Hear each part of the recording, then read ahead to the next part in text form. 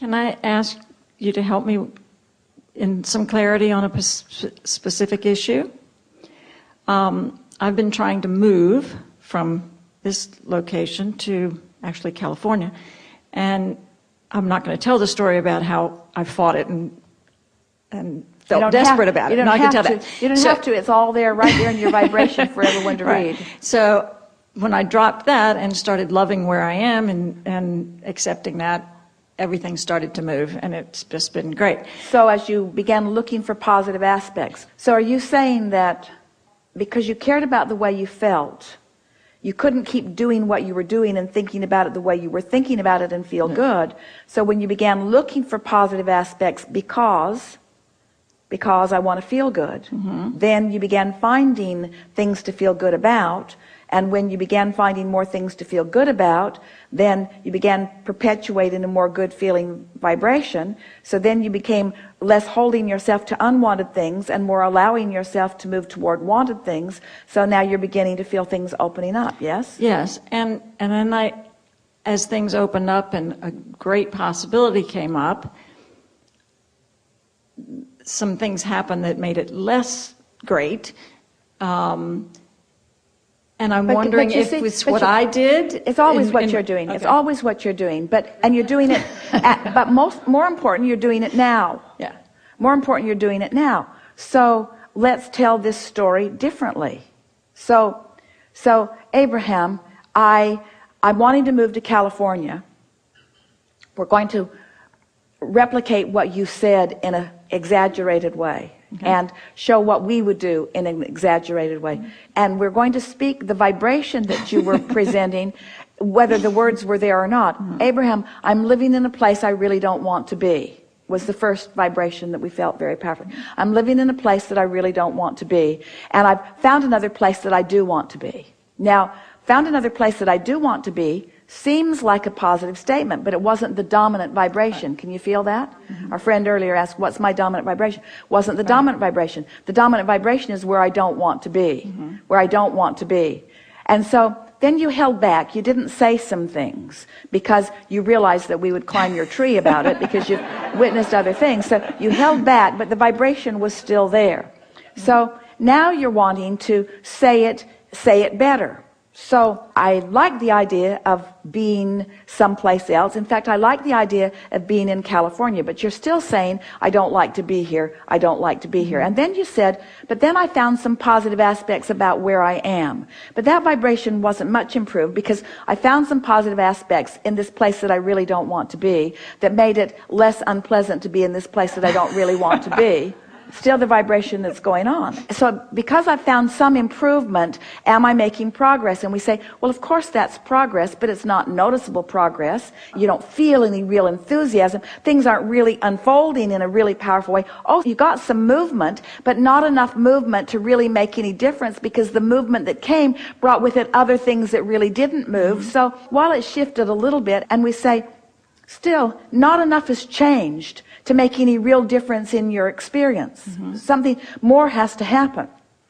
And that more thing that has to happen is you have to more consistently get into that vibrational place that feels good, which means from our point of view, we would try, if we could, to stay off the subject of the moving at all, because when you focus upon it, all you do is activate it where you last left it. So every time you talk about that, now this is really an important thing to understand. Abraham, I thought you said that we are the creators of our own experience, and I thought that you were encouraging me to be the deliberate creator of my experience, and yet you are discouraging me from thinking about this thing that is important to me. And we say, yes, we are discouraging you from thinking about this thing that is important to you because you've got a habit of thinking about it in a way that doesn't serve you. So every time you activate it, you activate vibrations that don't serve you, and then you try to overcome them, and then you get frustrated, and then.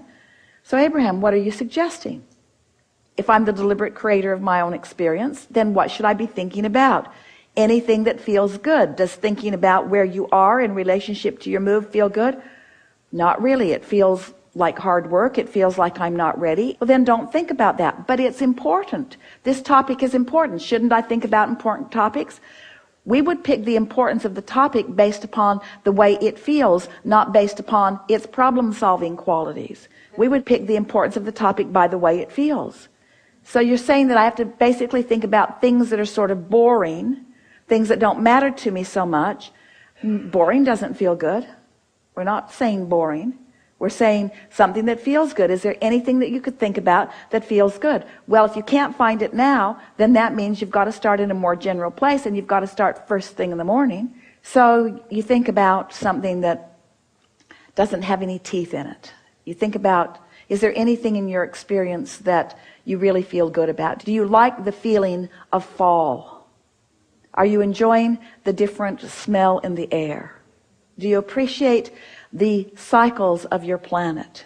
Do you appreciate the holidays that are coming, or the feeling of the holidays, or the socialization around the holidays? Now, we might be stirring up more trouble than we are soothing with all of this, but you know how you feel about it. In other words, does pumpkin make you feel good? Do you like it when Starbucks gets the pumpkin drinks? Do you like that? Do you like that? Is that a good... Well, now we hit on something that really feels good, didn't we? Something that... So find something that feels good. Do you like the feeling of fall in the air? Do you like the splendor of the leaves turning color? Are you happy that you live in a place where you get to see that? Do you like living in a place where there are seasons? Do you believe that your appreciation of life is heightened by the difference of those things? In other words, we're just sort of reaching around, helping you reach around till you find something that feels good, until you find a touchstone that feels good. And when you find it, touch it, milk it, stay there with it, talk about it, think about it, not for the problem-solving faculties of it, but for the momentary pleasure of it. This is the thing that we've been leading to all day long, and this is the perfect discussion for us to culminate with, is that if you're reaching for the thoughts in order to solve some problem, to make the moving easier, or to get more money into your experience, or if you're reaching for the thought with the ulterior motive of solving a problem, then you're sort of missing everything that we've been talking about here today. Where if you're reaching for the thought, for the life-giving, good feeling, and those words mean the same, the life-giving, good feeling moment of the thought, now you're really onto something. So I'm not thinking this thought to get me to California faster. I'm thinking this thought because it's a pleasurable thought right here and now. Because the source within me is thinking all pleasurable thoughts on general topics and on incredibly specific topics. Now stay with us just a little bit. This is new. You're going to love it when you get there, and we believe that you are in a place that you can do this. So contrast of your life has caused you to put things in your vortex one by one by one by one by one. You can't even remember putting them all there. You couldn't begin to acknowledge that they are all there, and you certainly, with your human consciousness, don't have the capacity to mold them all together. But you put them there, and the source within you has molded them all together and has now a clear definition of who you are. In fact, is living, being the vibrational essence of that which you have become. So talk about specifics of becoming. In other words, the vibrational reality is complete, and it's vivid, and it's pulsing in a way that you can find it. And as you feel the vibe of it and move along with it and get in sync with it, it's going to be pleasurable, pleasurable, pleasurable, pleasurable as you go. And if you have to talk about pumpkin drinks as the first step into it, it's really worth doing, because whatever it takes to find pleasure in this moment will bring you to more pleasure, and therefore more specifics and more specifics and more specifics and more specifics, until you will be on this high-flying disc, feeling the momentum of who you are. We were telling the story about Esther last week, that she loved driving the monster bus because the diesel engine in it was so powerful.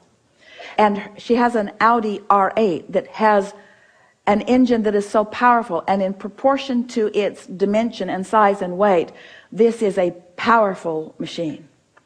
And when Esther gets out on the roadway in it, she loves the open road, because The lower gears are necessary, and she understands that, but she can feel the vehicle laboring in those lower gears. And when she gets out onto the open road where she can just open it up wide with no concern about the policeman who can't find her because she's in a different vibrational frequency than they are, and just feels the power of that machine wide open, that's similar to the way it feels when you get on this high-flying disc and the energy that creates worlds is flowing through you. But you got to move into it. You have to feel your way into it. You have to find it and feel it and stabilize there, and find it and feel it and stabilize there, and find it and feel it and stabilize it there, until within 30 or 40 or 50 or 60 or 70 or 80 or 90 or 100 days you're stable there. And then when you begin thinking about anything that matters to you, because you're already there, it's just wide open and it flows easily. In other words, there is a leverage in alignment that you haven't begun to taste or feel or experience the benefit of.